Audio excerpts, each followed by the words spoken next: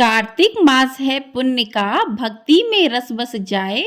छठे दिवस की कथा सुन, मोक्ष का मार्ग दिखाए। हरे कृष्णा, राधे राधे दोस्तों।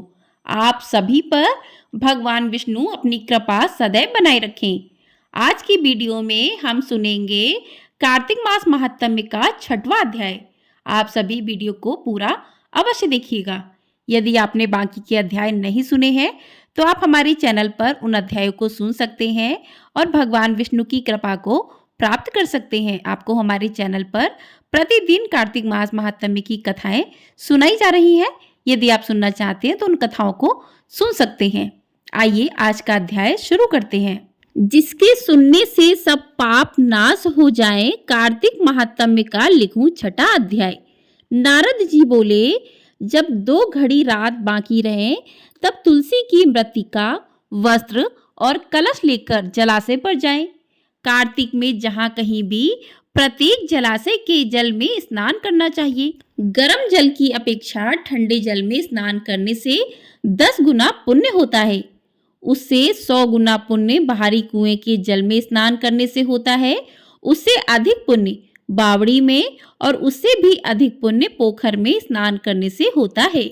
उससे 10 गुना झरनों में और उससे भी अधिक पुण्य कार्तिक में नदी स्नान करने से होता है। उससे भी 10 गुना पुण्य वहां होता है जहां 2 नदियों का संगम हो। यदि कहीं 3 नदियों का संगम हो तब तो पुण्य की कोई सीमा ही नहीं है। स्नान से पहले भगवान का ध्यान करके स्नानार्थ संकल्प करना चाहिए।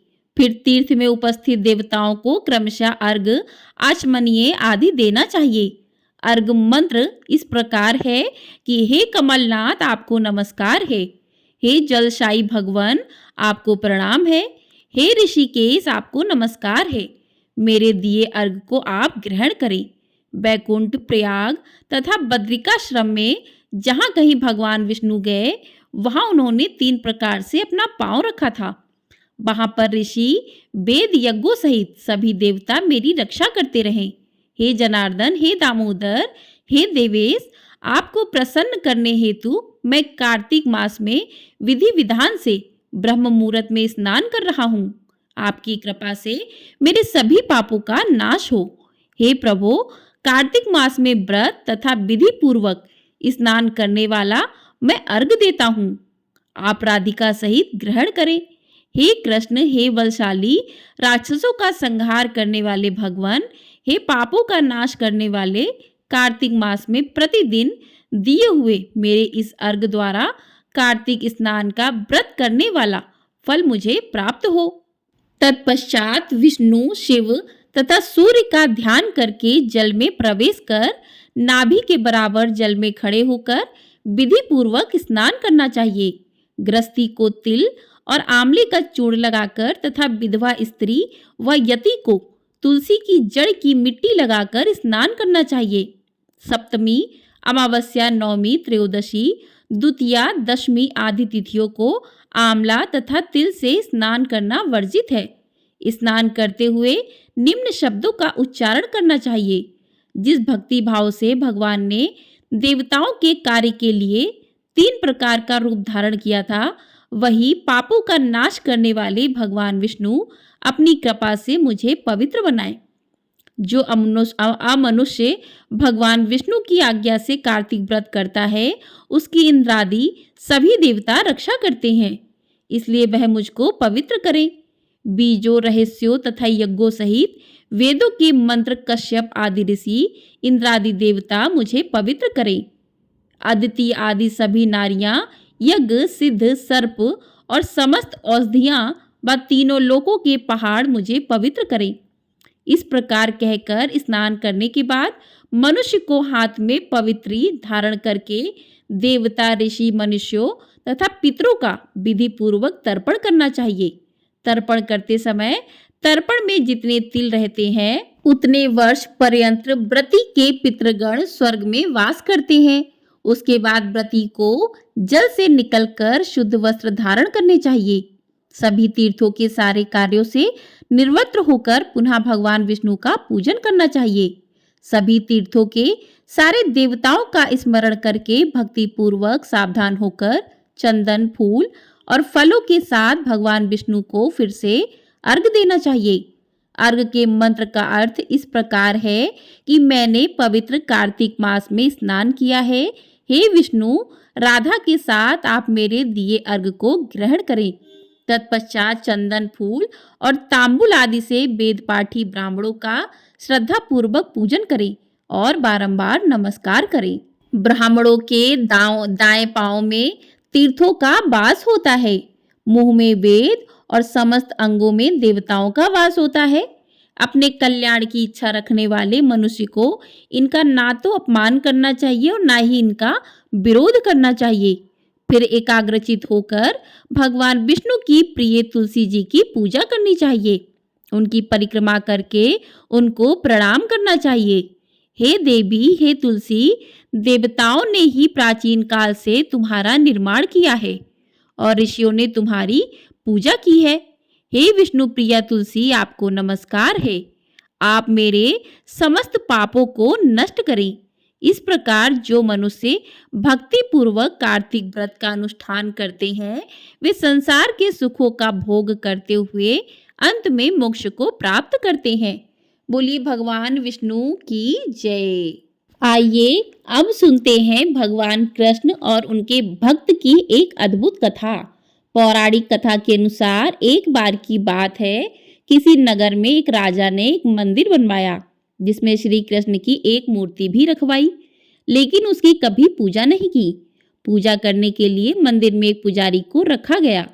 पुजारी नियमित कन्हैया जी को नहलाता और बड़ी ही श्रद्धा भाव से उनकी पूजा अर्चना करता। राजा भी रोज कान्हा जी के लिए एक फूलों की माला भेज देता था और जब वह दर्शन करने आता तो पुजारी उस माला को उतार कर राजा को पहना देता था। ऐसा करते करते पुजारी की भी उम्र बीत चुकी थी। एक दिन किसी वजह से राजा नहीं आ सका तो उसने एक सेवक के हाथ मंदिर में माला पहुंचा दी और कहलवा दिया कि आज वह मंदिर नहीं आएगा, इसलिए पुजारी उसका इंतजार न करे। इतना कहकर सेवक चला गया।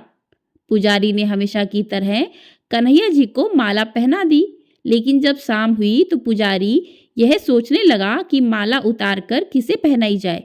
उसने सोचा क्यों न ये माला आज मैं ही पहन लूं।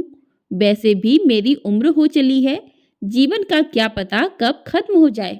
इतना सोचकर पुजारी ने माला उतार कर अपने गले में डाल ली, लेकिन इतने में ही सेवक आ गया और उसने बताया कि राजा की सवारी मंदिर में पहुंचने वाली है। राजा की सवारी आने की बात जब पुजारी ने सुनी तो वह डर गया। उसने सोचा कि अगर राजा ने उसे देख लिया तो वह तो मरवा ही डालेंगे। आनन फानन में पुजारी ने माला उतार कर वापस कन्हैया जी को पहना दी। जैसे ही राजा अंदर आया तो हमेशा की ही तरह पुजारी ने माला कान्हा जी के गले से उतारकर राजा को पहना दी, लेकिन माला पर लगा सफेद बाल देखकर राजा समझ गए कि पुजारी ने यह माला स्वयं ही पहनी थी। बस फिर क्या था, राजा क्रोधित हो उठे और उन्होंने गुस्से में पुजारी से पूछा कि माला पर सफेद बाल कहाँ से आया। तब राजा की बात सुनकर पुजारी डर गया और बोल पड़ा, ये तो कन्हैया जी का है। अब तो राजा और भी क्रोधित हो गए, क्योंकि कान्हा तो भगवान है और उनके बाल सफेद कैसे हो सकते हैं। इसलिए राजा ने फरमान सुना डाला कि कल श्रृंगार के समय राजा खुद आएंगे और देखेंगे सच में ही कान्हा जी का सफेद बाल है या पुजारी झूठ बोल रहा है। उन्होंने कहा कि अगर पुजारी ने झूठ बोला होगा तो उसे फांसी दे दी जाएगी। राजा का फरमान सुनकर पुजारी का बुरा हाल हो गया। उसने सोचा अब क्या करें, कहाँ जाएं? अब तो उसका मरना तय है। तब रोते रोते वह भगवान की शरण में पहुंचा और उनसे कहा कि हे केशव, मुझसे झूठ बोलने का अपराध तो हुआ है, लेकिन हो सके तो मुझे क्षमा कर दें और राजा से रक्षा करें। पुजारी ने कहा कि हे माधव, आपकी सेवा करते करते मैं वृद्ध हो चुका हूँ, अब आप मुझे माफ कर दीजिए, ऐसी गलती दोबारा नहीं होगी। यही कहते कहते पुजारी की ना जाने कब आंख लग गई और उसकी आंख तब खुली जब सुबह हो चुकी थी। उधर सुबह होते ही राजा भी आ गया और कहने लगा, आज कान्हा जी का श्रृंगार वह खुद करेगा। ऐसा कहकर जैसे ही राजा ने कान्हा जी का मुकुट उतारा तो देखा कि श्री कृष्ण के तो सारे बाल ही सफेद हैं, लेकिन राजा को फिर भी यकीन नहीं हुआ। उसे लगा कि फांसी के डर से पुजारी ने ही बालों को रंग दिया होगा। राजा ने सोचा कि क्यों ना कन्हैया जी का एक बाल तोड़कर देखा जाए। इसके बाद राजा ने कान्हा जी का एक बाल तोड़ लिया, लेकिन जैसे ही बाल टूटा, कन्हैया के सिर से खून की धारा बहने लगी। यह देखकर राजा भगवान के चरणों में गिरकर माफी मांगने लगा। तभी श्री कृष्ण की मूर्ति से आवाज आई कि हे राजन, तुमने मुझे केवल मूर्ति मात्र ही समझा, इसलिए आज से मैं तुम्हारे लिए केवल मूर्ति मात्र ही रहूंगा। लेकिन पुजारी ने सच्चे मन और पूरी श्रद्धा से मेरी भक्ति की, इसलिए उसकी अनन्य भक्ति को देखकर मुझे अपने बाल सफेद करने पड़े। कन्हैया जी ने कहा कि भक्ति में कभी भी संशय नहीं होना चाहिए और सच्चे भक्त की लाज तो मैं कभी जाने ही नहीं देता। बोलिए कृष्ण कन्हैया लाल की जय। तो इस प्रकार से कृष्ण की भक्ति जो भी भक्त करते हैं सच्चे मन भाव से, तो श्री कृष्ण उन पर आने वाली सभी विपदाओं को हर लेते हैं। आपको ये कहानी पसंद आई हो तो वीडियो को लाइक शेयर, चैनल को सब्सक्राइब कर दीजिएगा। आपको हमारे चैनल पर कार्तिक मास में प्रतिदिन कार्तिक मास महात्म्य के सभी अध्याय और साथ ही कार्तिक मास की कथाएं भी सुनाई जा रही हैं। यदि आप इन कथाओं को सुनना चाहते हैं तो चैनल को सब्सक्राइब अवश्य कर लीजिएगा और कमेंट बॉक्स में राधे राधे अवश्य लिखिएगा।